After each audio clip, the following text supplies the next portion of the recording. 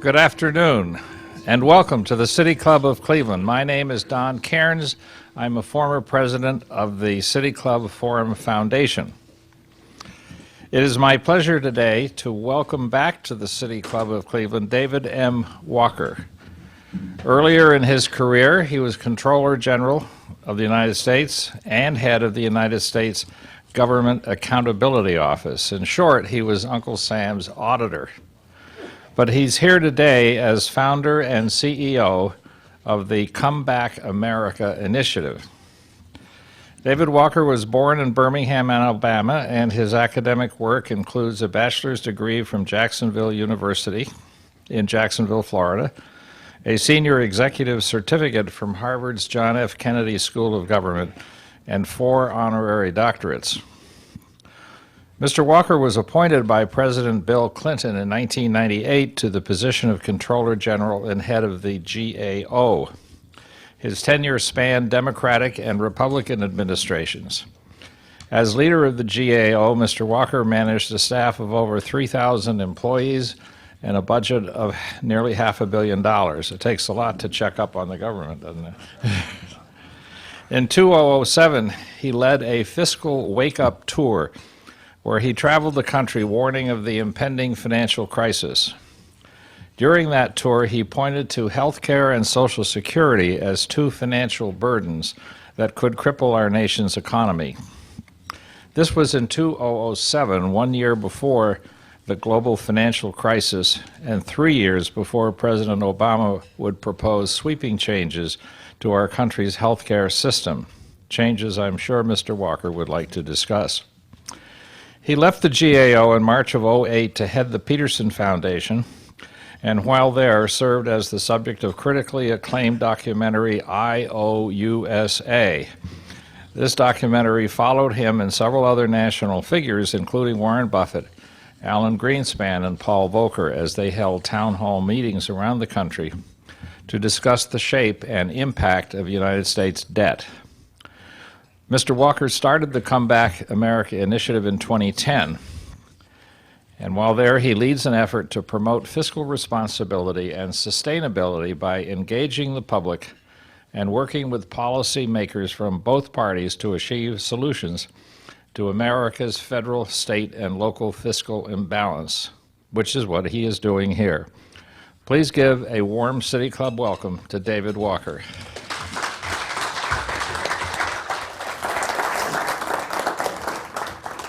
Don, thank you very much. It's a pleasure and an honor to be back at the City Club of Cleveland. All the different distinguished speakers that you've had in the past. I was lucky to be asked once, and I'm double lucky to be asked for the second time. What I'd like to do is to talk about the issue that I was asked to address, which is fiscal responsibility and sustainability, primarily at the federal level, but I will also talk some about state and local. I'm going to talk about where we've been, where we are, where we're headed, and how we compare to others.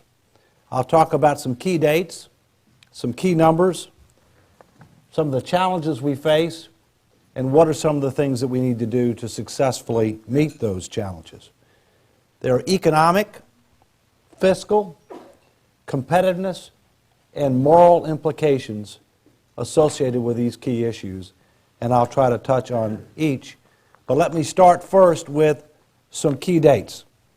The first one, 1789, was the year that the Constitution of the United States, arguably the greatest political document in the history of mankind, was ratified. And to gain ratification of the Constitution of the United States in the beginning of our republic, 2 deals had to be done. First, to agree on a location of the capital, Washington, D.C., which at that time was central among the colonies or the new states. And secondly, assumption of the debts of the state by the new national bank. And let me give you a metric. To defeat the most powerful military force on the face of the earth, England, and to gain ratification of the greatest political document in the history of mankind, the U.S. Constitution, total federal and state debt as a percentage of the U.S. economy was 40%. 40%, federal and state. Remember that number. 1803, two important things happened. Ohio was admitted to the Union. I had to mention that. And it was also the year of the Louisiana Purchase. The United States, about 25% of the current United States was purchased on that date for $15 million, 3 cents an acre. Pretty good deal. 1835, 1836, the only time in the history of the United States that it was debt-free. Yes, we have been debt-free under Andrew Jackson. It will never happen again. And it doesn't need to happen again. And you'll hear more about that. 1913, three things happened that fueled the growth in the size and the scope of the federal government and that undercut states' rights. Number one, passage of the income tax. Number two, creation of the Federal Reserve. And number three, direct election of senators by the people rather than appointment by state legislatures, which meant that they had their own political base that they could pander to and make promises to, rather than having to be concerned with states' rights. So the result of that is, now let's transition to a few numbers. In the 100-year period from 1913 to today, the federal government has gone from 2% of the U.S. economy to 23% of the U.S. economy. It is 11.5 times bigger than it was 100 years ago. And it's scheduled to grow to 35% plus by 2040, absent a change in course.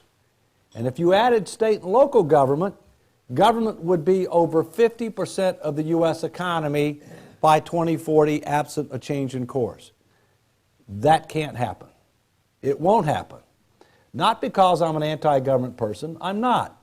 Government has legitimate roles and functions to play. Some of the most capable, dedicated, highly educated people I've ever worked with are in government. But I do know that government is not the engine of growth, innovation, and job creation. And therefore, we cannot allow that to happen. The question is, how do we change course? When do we change course? And under what circumstances do we change course? If you also look at 100 years ago, the Congress controlled 97% of federal spending. The only thing that it didn't control was interest on the debt. Now it could control how much debt we had based upon its tax and spending policies, but it couldn't control interest rates because the Federal Reserve had not been created yet. They couldn't manipulate interest rates. We had to go with free market rates, and back then the dollar was not a global reserve currency. Today, it's over 60% of the world's global reserve currency, and the Federal Reserve is manipulating interest rates. They are holding interest rates artificially low in order to be able to help the economy in the short term, help the housing market, stimulate employment. You can do that for a while. You can't do it forever. And in fact, because of that, we have huge interest rate risk. We have the lowest average maturity of any major sovereign nation for our debt. We have historically low interest rates, and therefore when interest rates go up, it's not a matter if, it's only a matter of when and how much, then we will have to pay a lot more to be able to finance this debt that we've taken on. And what do you get for interest? As we say in the South, shinola, nothing. Absolutely nothing. And the President's own budget estimates that interest in the next 10 years will go from about $220 billion to over $900 billion paying for interest only in 10 years. So the government's gotten bigger at the federal level. It's lost control of the budget. Now, rather than controlling 97%, it controls 34% and going down. And the 34 that's getting squeezed includes all of the express and enumerated responsibilities envisioned by our nation's founders under the Constitution, all investments in our future, and all investments in young people. That is not a prescription for prosperity. So the government's gotten bigger, it's lost control of the budget, it's spending more and more on consumption, less and less on investment, more and more on seniors, less and less on young people. We have to restructure, but we've got to do it in a way that makes sense for both today and tomorrow. And I'll come back to that. What about our debt burden? Only one time in the history of the United States has the federal government had over 100% of debt to GDP until now. And that was World War II. But we were betting the ranch. We defeated the Axis powers. We saved the free world. We avoided attack on our mainland United States. And after World War II, while Europe was in ashes and Japan and much of Asia was in ashes, we weren't. We were over 50% of the global economy. We had 16 people working for every person retired. The dollar was as good as gold. We right-sized our military. We regained control of fiscal responsibility. We invested in human capital through the GI Bill. We invested in critical infrastructure through the interstate highway system as examples. And we grew the economy dramatically. We invested in restoring Western Europe as well as parts of Asia in order to promote global economic growth and global trade. And as a result, our debt to GDP went down from over 100% down to about 30% by 1980. And we didn't pay off a dollar of debt, not $1. We grew the denominator of debt to GDP faster than the numerator, and we must do it again. What matters is not whether you have debt. What matters is how much debt do you have as a percentage of your economy, as a percentage of the pie, your income. And what also matters is what's the nature of the debt that you're taking on? Are you taking on debt to save the free world? Are you taking on debt to improve critical infrastructure, to enhance human capital? Or you are taking on debt to basically fund today's consumption that we're not going to get a rate of return on in the future? That's what matters. By the way, we don't need to balance the budget either. And the way the government keeps score for balancing the budget is a bad joke. And when you look at these so-called baselines where they're projecting out what the deficit is going to be 10 years out, baselines are BS. They can be manipulated terribly, and they are manipulated terribly. They also employ flat earth theory in budgeting. They assume that we don't have to worry beyond 10 years. But Columbus proved in 1492 that the earth is round. And in fact, our problems get greater beyond 10 years because of the retirement of my generation, the baby boom generation, and rising health care costs. So we need to focus on what matters, debt to GDP. That's what matters. You can't manipulate it. And we also need to focus not just 10 years, but over the horizon, including discounted present value dollar concepts, including, I see we have some young people, intergenerational equity. What is the intergenerational equity of what we're doing and what we're failing to do? Today, we are mortgaging the future of our children and grandchildren at record rates, reducing relative investments in their future at a time that they're going to face a lot tougher competition and an increasingly interconnected and interdependent global marketplace. That is economically wrong, fiscally irresponsible, unethical, and immoral, and it must stop. But how you change it matters, and let's talk about that. I have been to all 50 states and many countries dealing with government, financial, economic, and transformation issues. My most recent tour was literally that, a national fiscal responsibility bus tour in September and October of last year that started in New Hampshire, went as far west as Arizona, as far south as Florida, and ended up in Washington, D.C. And we had several stops in Ohio. We focused on swing states in the presidential race. And in fact, we had one very special stop in Ohio, Strongsville, Ohio, where we recruited a demographically representative group of citizens to be able to spend a half a day with us on a Saturday. We did the same thing in Springfield, Virginia, another swing state. And we exposed them for half a day on a Saturday to the truth about where we are, where we've been, where we're headed, how we compare to others. By the way, how we compare to others, there's only one country in Europe that has total federal, state, and local government debt higher than us. Greece. And we don't want to follow their lead. All right? The good news is this.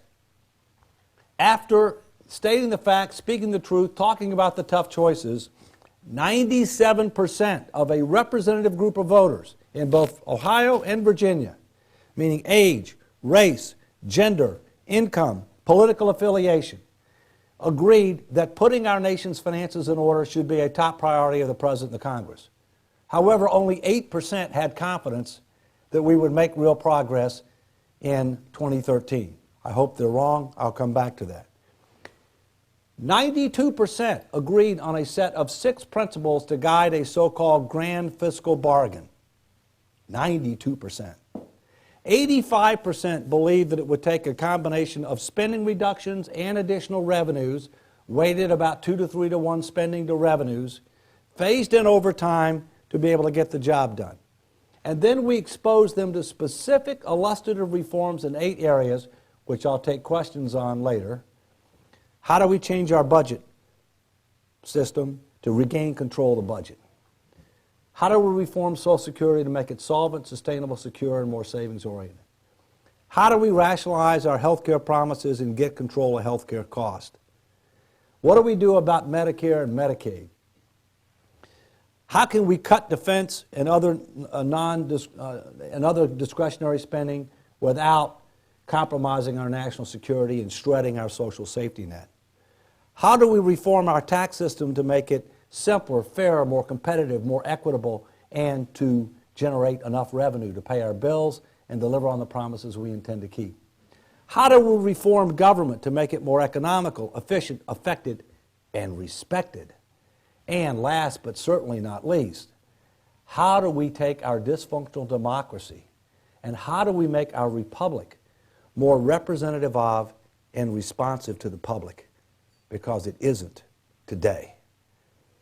And the result of this was we got a minimum of 77% support for specific reforms in all of those areas up to 90%. So wait a minute, what's the problem? 97% say it should be a top priority. 85% say spending and revenues weighted 2 to 3 to 1 spending reduction, phased in as appropriate over time. 92% agree on a set of 6 principles, which I'm happy to get into in Q&A if you want, for reforming government finances and generating a grand bargain. 77 to 90% agreement on specific illustrative reforms. How come it's not done? Because the biggest deficit this country has, especially in Washington, D.C., is a leadership deficit. We have hyper-partisanship and a great ideological divide. We have a republic that is not representative of or responsive to the public. We have a system where elected officials pick their voters rather than the voters picking their elected officials, where the duopoly of the Democratic and Republican parties, which are not represented in the Constitution and which our founders had a great fear would become factions, special interest, where the duty of loyalty to the faction would trump the duty of loyalty to country. Can you believe that? And where there's too much focus on today, there's too much focus on special interest and self-interest, and not enough focus on the future and the greater good. And so we're going to have to make a number of tough choices about how to put our finances in order. We're going to have to make some tough choices about how to get the economy going and get unemployment down. We're going to have to make some tough choices about how do we end up improving our competitiveness because it is slipping. in a global economy. At the same point in time, we're going to have some political reforms to be able to revitalize our democracy, to enable us not only to be able to deal with this sustainability challenge, but others, dealing with energy, dealing with the environment, dealing with infrastructure, dealing with immigration, dealing with a whole range of other issues where we are likewise polarized and we are stagnated. You know, when Washington is stagnated, that's not always bad when times are going well. But when things aren't going well, and you face a range of key sustainability challenges that get worse with the passage of time, stalemate is unacceptable. And in many cases, the changes we're going to have to make here dealing with our finances are going to have to get phased in. Social insurance reforms, even tax reforms. We're going to have to phase them in. But we need to start soon so we can get the power of compounding working for us rather than against us as it is right now. And this problem is not just at the federal level. State and local governments have serious financial challenges as well. And there's 4 common denominators for financial challenges, federal, state, local. Number 1, huge unfunded retirement obligations. Number 2, we have too much spending on consumption and not enough spending on investment. Number 3, healthcare cost, which is also a huge competitiveness challenge as well. And number 4, outdated tax systems. Those 4 factors exist at all levels of government. They need to be dealt with at all levels. My nonprofit, the Come Back America Initiative, focuses on federal, state, and local, and we recently issued this report that happens to focus on Connecticut because that's where we're headquartered, in Bridgeport, Connecticut, ground zero of fiscal irresponsibility in America. More on that maybe in Q&A. But the truth is, we did this report in that while it focuses on Connecticut, it is relevant to Ohio, it is relevant to every state in the union because we take an approach that can be applied to every state and where people can ask themselves, how do we stack up? Where do we stand? And let me give you a few statistics, if I can, on this. With regard to real GDP per capita, Connecticut is number 3 in the union. Ohio is number 35. With regard to state spending per GDP, Connecticut is the 4th highest. Ohio is 12th. With regard to a range of competitiveness measures done by various business and other economic publications, Connecticut is number 40 out of 50. Ohio is number 30 out of 50. With regard to burden per taxpayer, that's total liabilities and unfunded promises per taxpayer who ultimately has to pay the bill, Connecticut is the worst in the union at about $50,000 per taxpayer, number 50 out of 50. Ohio is $7,700 per taxpayer, 25th in the union. And so the bottom line is that, as has been proven years ago by Newton, gravity flows downhill. So we need to recognize that we have to put our finances in order at the federal, state, and local level. State and local governments cannot count on the federal government to be providing a lot more. In fact, over time, it's going to provide less. So they need to get ahead to try to focus on what they can do to restructure themselves for economy, efficiency, effectiveness, and sustainability. Now, at the federal level, we have a short-term challenge and a structural challenge. Short-term, we've got weak economic growth. We've got high unemployment and even higher underemployment.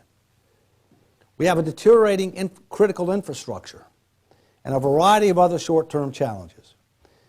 At the same point in time, we have these structural deficits that if we don't put our finances in order, the kind of problems we're having today are not going to look that big compared to the kind of problems we have tomorrow. So what do we have to do?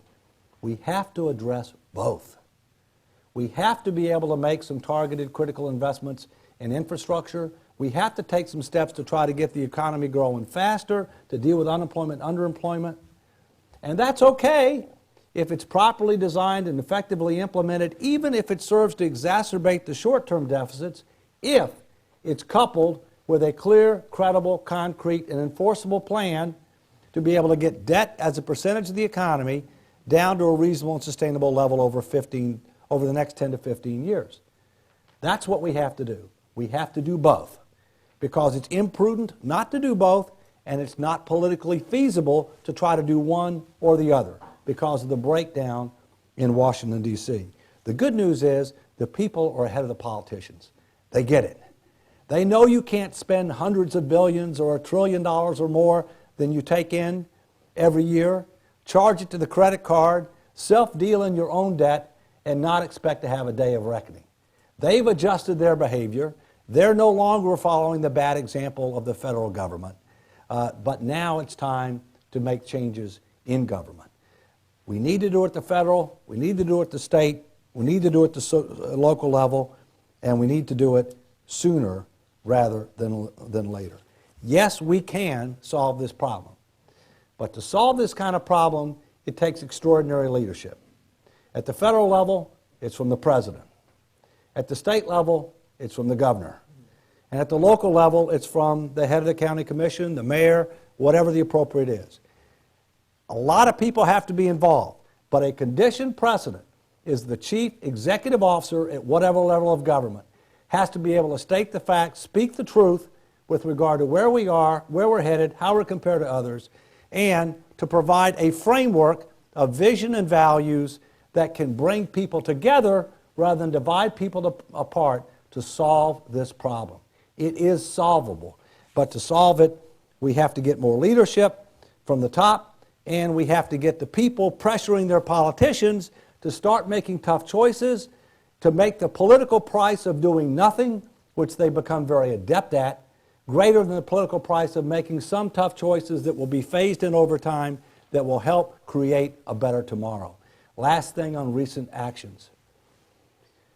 We had the fiscal cliff deal, which raised taxes on the quote-unquote wealthy. We can debate what wealthy is, but it determined it on that. Didn't reform our tax system, basically built on our totally complex, uncompetitive system that we have now. Unacceptable result. Secondly, we had the sequester, which took a meat axe across the board, mindless approach to cutting defense and non-defense discretionary spending. So as a result of that, and some one-time payments from Fannie Mae and Freddie Mac and a few other things, the deficit has come down. And so now the pressure is not as great. They're kidding themselves. The structural problem exists. It's just as great as it was. Don't be deluded by these short-term changes in the numbers. The demographics are destiny. Healthcare costs are still a great challenge, and I believe the Affordable Care Act is going to exacerbate it, not help ease it. And I'm happy to answer questions on that. So we have to recognize reality that we need to start acting. But what's realistic? I think the likelihood that we're going to get a grand bargain that's going to be definitive this year is not very likely. On the other hand, I do believe that we've got the debt ceiling coming up, and so what we should do is to make sure that we achieve the following. Round one of social insurance reforms, the President has shown that he's willing to do some reforms there. He deserves credit for that. The Republicans clearly want to, and the Democrats understand in their heart of hearts that we need to. Secondly, a more rational approach to reducing defense and non-defense discretionary spending rather than the across-the-board approach. Number three, a commitment to do comprehensive tax reform by a date certain with a targeted amount of revenue. And number four, a commitment to do a second round of social insurance reforms that achieves a targeted amount of deficit reduction by a date certain. That is realistic. That's what we need to try to strive for, because you don't do deals in even-numbered years because they're election years, and not much happens in those. So in summary, we live in a great country, arguably the greatest in the history of mankind, but we're not as great as we think we are. We have a range of key sustainability challenges that threaten our position in the world, our standard of living at home, and over time, potentially even the domestic tranquility in our streets. But these are solvable problems with leadership and with the first three words of the Constitution coming alive, which are, we the people. We the people are responsible and accountable for what happens or does not happen in capitals around this country. If we don't like it, then we've got a responsibility to let that be heard. We have a responsibility to do more than just vote. We have a responsibility to be informed, to be involved, to try to influence those around us, to turn the heat up, to be able to get people to make tough choices sooner rather than later and before a crisis forces us to act. I think we can. With your help, I know we will. Thank you.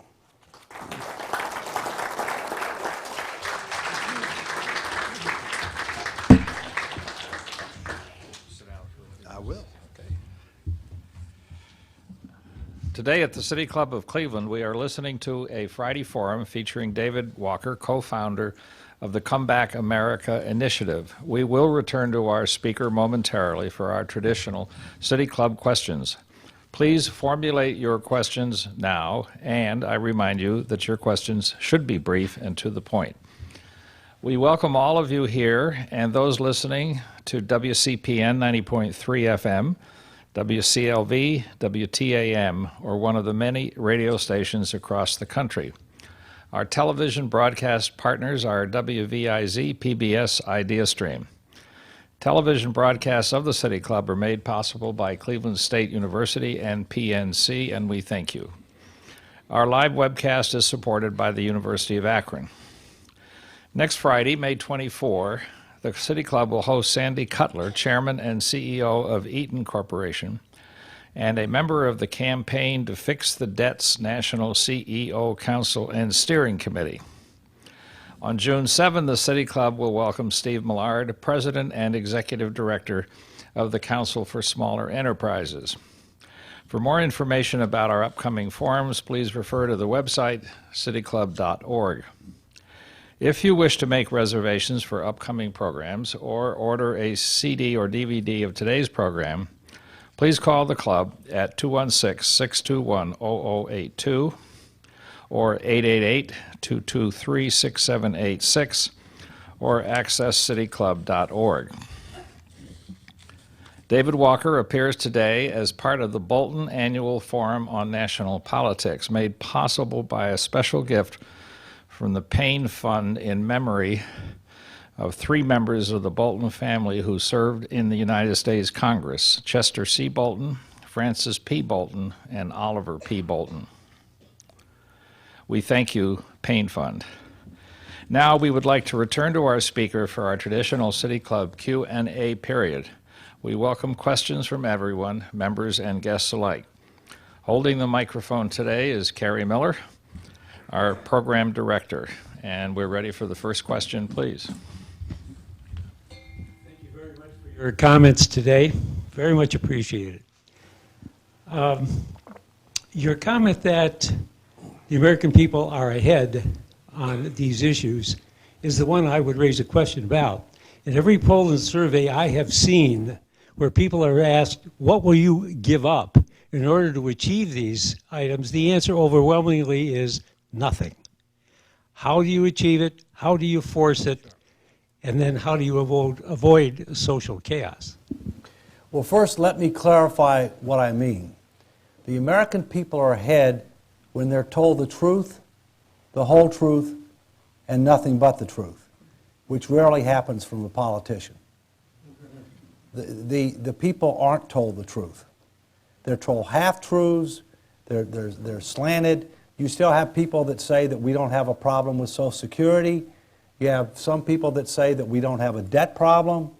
You have some people that say that the Affordable Care Act is going to reduce health care costs. You know, when you expand coverage to 30 million plus people, you can't reduce costs. It's an oxymoron, okay? And so when you look at these polls that are done, they're done without educating the people as to the facts, the truth, and the tough choices. Where we've been, where we are, where we're headed, how we compare to others. That's what I specialize on. That's what we did in Strongsville. That's what we did in Springfield. Once you do that, they're ahead of the politicians. But you must do that. And frankly, the president ought to take the lead on trying to help do that with bipartisan congressional leaders like Bill Clinton did in 1998, and I was part of it in his effort to try to prepare the way for Social Security reform, but the blue dress incident, we all know what that is, kind of got in the way, all right? Let me just say this. What do you expect people to do when you haven't told them the truth, the whole truth, and nothing but the truth, When politicians have told them you can have your cake and eat it too, we don't really have a problem, because keep in mind that's laggardship, not leadership. That's what we're getting from too many political leaders. What do you expect them to say when you ask them questions like, you want to pay higher taxes? Do you want to have to work longer before you're eligible for Social Security? Do you want to get less of a subsidy for your Medicare premium? Well, sure, they're going to say no, but you haven't built the burning platform. And when you build the burning platform and they understand that this country's future is at risk, that their family's future is at risk, they are willing to make tough choices as long as they're part of a comprehensive plan that they deem to be fair. And that's where it comes back to those 6 principles for reform that are designed to bring people together rather than tear people apart. Mr. Walker, thank you for your passion for our nation. The question I ask myself is, how can we get folks like you to run for president? Yeah, okay. But the question I'll ask you, Medicare and Social Security are probably 2 of the largest drivers of our future problems, and I'm guilty of being in both of them. But as I recall, Social Security, which I ask you about, started out in 1937 as the Federal Insurance Contribution Act. Why can't we do the dirty word and at least partially privatize it and turn it into insurance that actually ensures that everybody who lives in this country, works in this country for 30, 40, 50 years, gets a decent pension, but gives them the incentive and the opportunity, and their employers the opportunity and incentive to do better than that for most of them, because the return we get is pretty poor. Well, first, it is not a traditional insurance program. It is not a traditional pension program. It is not a traditional investment program. It was passed in 1935, effective in 1940. And by the way, I'm a former trustee of Social Security and Medicare. The first people that retired got an unbelievable deal because they paid little to nothing, and they got benefits. The people who retire today, a couple who retires today with average income, they get about 9% more back than they paid in taxes, but that's with no rate of return, about 9% more. The younger you are, the worse deal that you get. The more you make, the worse deal you get. But it's a social insurance program, all right? Now that's Social Security. Let me talk to you about what we talked to the people about for Social Security reform, and that we got 77% support for, all right? First, recognize that 22% of Americans rely solely on Social Security for their retirement income. That's all they have. Wasn't intended for that, but that's the way it is. Recognize that over 50% of Americans that are retired rely on Social Security for a majority of their retirement income. Wasn't intended to be that way. That's the way it is, all right? Gradually increase the normal and early retirement age 2 years over 20 to 30 years and index it to life expectancy. When Social Security came in, the average life expectancy was less than 65, and the eligibility age was 65. Now the average life expectancy is well into the 70s, and the average retirement age, depending upon who you are, is 65 to 67. So, do that gradually. Secondly, increase the benefit. Higher replacement rate for people near the poverty level, because it is the safety net. Decrease the replacement rate somewhat for middle and upper income. I think you have to look at how do you do indexing for cost of living to make sure that it's accurate, reflective of reality, if you will. That's what it's supposed to be. Increase the taxable wage-based cap, but don't eliminate it, from about $113,000 to maybe $150 to $170, but don't eliminate it. Don't change the tax rate. That's very regressive. And then add on top of a solvent, sustainable, secure, base defined benefit program an automatic savings account, 2 to 3% of pay, that goes into real trust fund with real investments, with real fiduciary responsibility and liabilities, where the government can't take it, kind of like the Federal Thrift Savings Plan, the Super 401k plan for the federal government. Gives you a pre-retirement death benefit, supplemental retirement benefit, something to lead your heirs, increases our savings rate. All of those things got 77% support. Now, there's different ways to do it, all right? But I'll take 77%. That's even good enough for the Senate. Other questions?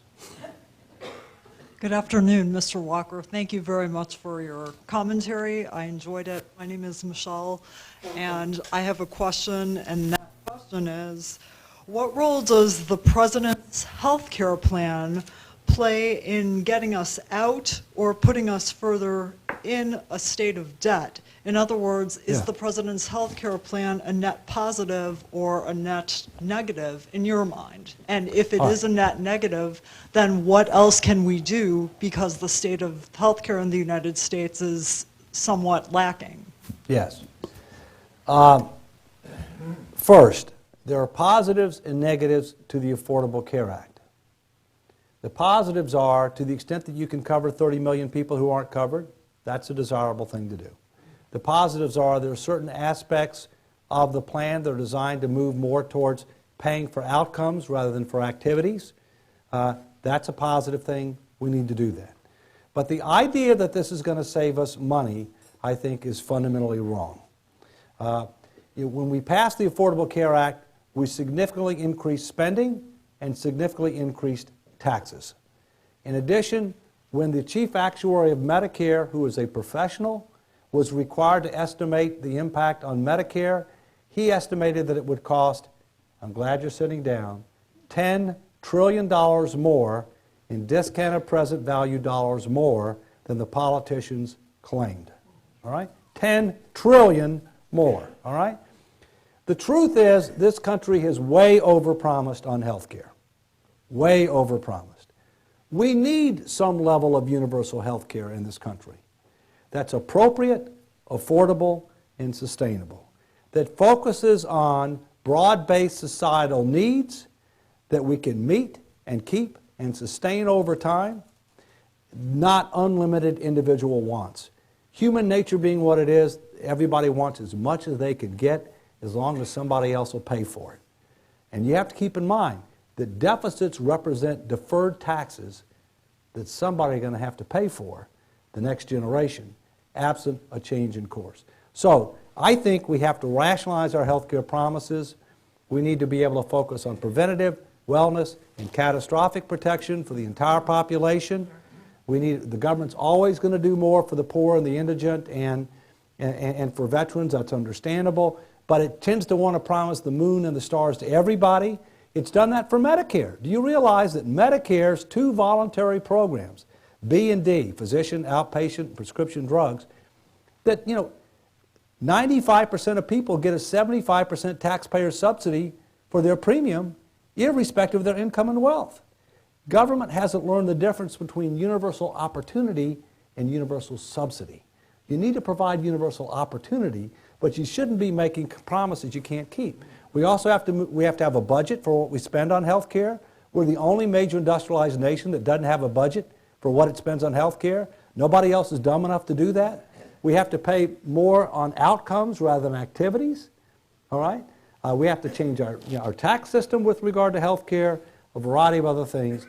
I have a book called Come Back America that was published in 2010. It focuses on all of these issues, what the facts, the truth, the tough choices are, and what are some of the things we're going to have to do to solve the problems. Mr. Walker, thank you very much. Great to have you here. Thank you. That's one of the meatiest presentations I've ever met. And Mr. Cairns pointed out that we can get DVDs on this. That's one I want to buy, because you said went too fast for me in a lot of things. I'm the fastest, toughest speaking Southerner you'll ever meet, probably. So, pardon me. Two parts. 3 or 4 times in your talk you mentioned everything, and you said you'd love to hear more, say more in your question period. I wish you'd pick any one of those and elaborate. But secondly, what if Mr. Reid and Mr. McConnell in the Senate and Mr. Boehner and Ms. Pelosi in the House were to call you in, since you served under Yes. the different parties' presidents, and said, okay, give us exactly what we need to do. Give us a specific plan with 3 points, 5 points, whatever, that will solve this problem, and we'll do our best to get it past our respective caucuses. What would you recommend? Well, it's tough to summarize. That's what the book's all about. Okay, but I'll give you something that's free. Okay, by the way, if you want to buy the book, buy it through Amazon. Buy the paperback, which is cheaper, lighter, and more up to date. But if you want something for free, then go to the Come Back America Initiative's website, which is keepingamericagreat.org.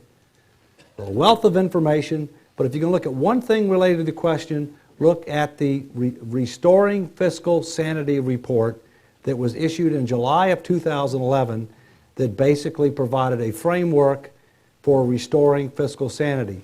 It actually has about $300 billion in additional key infrastructure investment and a number of other things to try to help with the short term, but it makes changes to the budget process, Social Security, Medicare, Medicaid, health care, defense and other spending, comprehensive tax reform, as well as government reforms. And let me pick one area to talk on, which a lot of people are interested in, that's political reforms. We need at least 4 political reforms. Number 1, redistricting reform.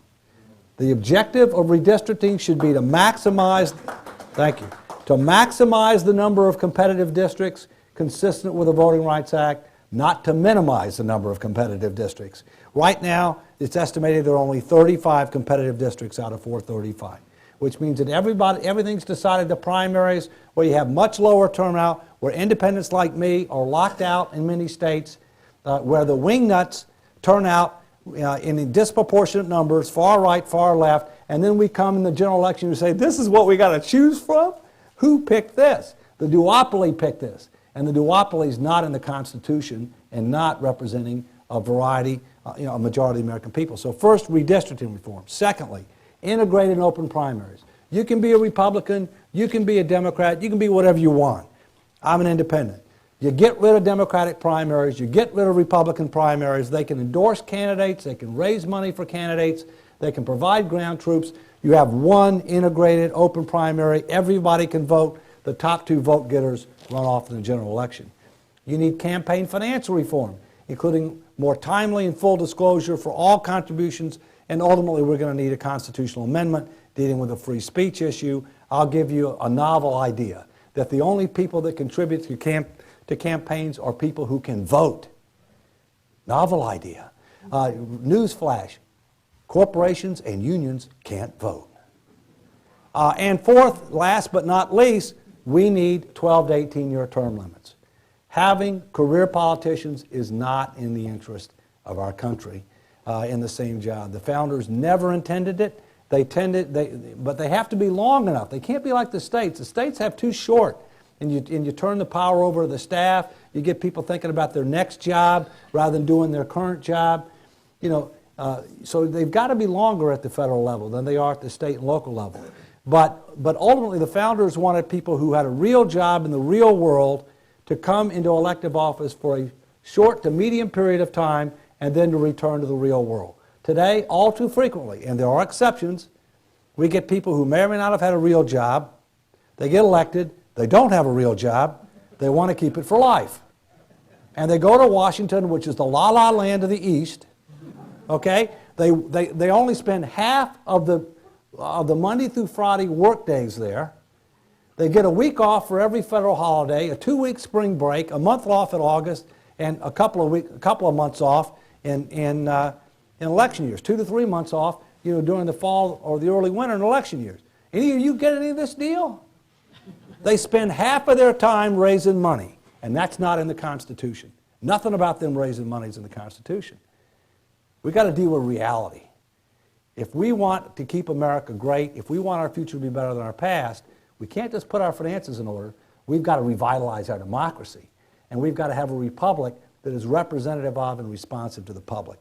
And those are some of the things that have to be done. Mr. Walker, I liked your selection of dates that you started your speech with. Well, it may not rise quite to the level of your choices. I'd like to suggest one other time. Sure. And that was 1964, when Lyndon Johnson included the Social Security budget within the federal budget in order to cover up the real cost of the Vietnam War. And my question to you is, given the fact that the Social Security debt is simply an intergovernmental transaction, which, if this were a private business, would be wiped out in a consolidated report, would it clarify anything, in your opinion, to simply eliminate the amount that the government has taken from Social Security over the years, take that out of the national debt? It's never going to be repaid. And when they have to start using that supposed fund, they're going to have to go out and borrow more money for it. So does it clarify anything to take it out? Well, first, what they did for years was they used the fact that the Social Security fund had a surplus as a way to mask the size of the federal deficit. Newsflash, no more surplus.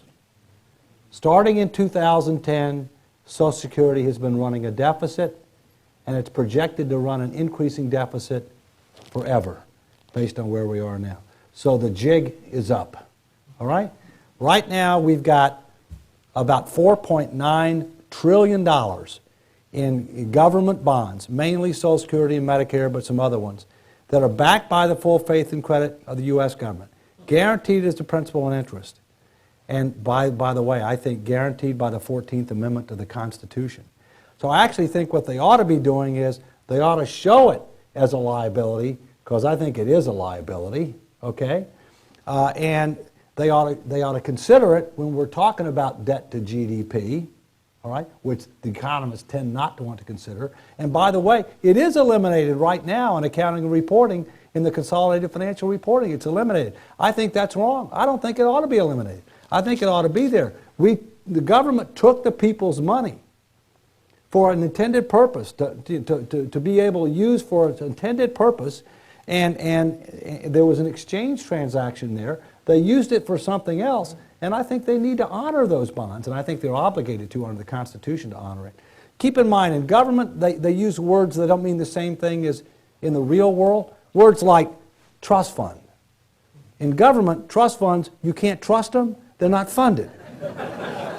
Government talks about a cut. Cut in the dictionary means an absolute reduction, right? No, they mean reducing the rate of increase. That's what they're talking about as a cut. So, they use language that doesn't, it's not even in Webster's, and we wonder why we have a problem. So I hope that helped a little bit, but the jig is up. Now it's going the other way. Now Social Security's running a deficit, so their scheme isn't working anymore because it's actually adding to the problem. And what we're having to do is that since it's negative cash flow, we're having to cash in those bonds and already do exactly what you said. Go to the market, get somebody else to buy it. But who's buying a lot of them? The Federal Reserve. We're self-dealing in our own debt. It's a giant Ponzi scheme. We'll unravel it, hopefully, in a way other than the way that Bernie Madoff did, but that's, Mr. Walker, a few years ago, the president appointed the Simpson-Bowles Commission, and they gave their report, and if I remember correctly, it included some of the things that you mentioned in your presentation this morning. In fact, we had the former Senator Simpson here to describe it to us. This was in January, and a week later the president gave his State of the Union message, never even made mention of the Simpson, of the results of the commission report, and I don't recall it being mentioned or covered in Congress. Either House of Congress mentioned very much. It doesn't give me a very warm, fuzzy feeling that at the federal government level, much is going to be initiated in that respect. Would you comment on that, please? Well, first, I know Alan Simpson and Erskine Bowles personally. They're good people. They did good work. I sent them and every commission member of the Simpson-Bowles Commission a copy of my book, while they were doing their deliberations. And the bottom line is that whether you talk about Simpson-Bowles or Domenici Rivlin or what's in my book or whatever else, there's like 85% agreement. 85% plus agreement on the basic things that need to be done. I mean, it ain't rocket science, okay? It's a failure of leadership. And the president failed to lead. And the deal that was cut was there would be guaranteed hearings and a guaranteed vote if they got at least a certain percentage to 14 of their members to vote for the deal. Only 11 did, but it was a majority of both, the Democrats and the Republicans, but they didn't get enough. They didn't meet the supermajority, and now they're trying to keep their proposal alive. My view is most of their work is very good, but we need to move beyond plans that have people's names on them. And the reason being is you're dealing with a lot of people with very high-powered egos. 435 in the House, 100 in the Senate, and a few in the administration. And what you want to do is you want to focus on principles and values, illustrative reforms. You don't want to have anybody's names on them. I intentionally don't have a Walker plan, okay? Because victory has 1,000 parents and defeat is an orphan. And what you want is you want everybody to think, this is my plan. I came up with this. Whoever that somebody is, right? And that's how you get victory. That's how you get success. So there's been a failure of leadership. And as I said before, to really get it, we got to get the president to step up. Quick political process question. If the present method of redistricting is bad, I think we all agree with it, what's the substitute? How do we fix it? Well, first, it can be done at the state level. You can do it here in Ohio. It doesn't take, there's no federal law that's necessary, okay? California in 2010 took the redistricting process and made it more independent. They took it out of the state legislature's hand. They have an independent commission that does it. They also eliminated Democratic and Republican primaries, and they went to integrated and open primaries. So there are other states that have done things. Now, in their particular case, they have the initiative and referendum capability. You probably don't have that here. We don't have it. We don't have it in Connecticut. And so either you get that or you get interest groups together, make the first 3 words of the Constitution come alive so that our elected officials will have to do it, or if they don't do it, they may lose their jobs.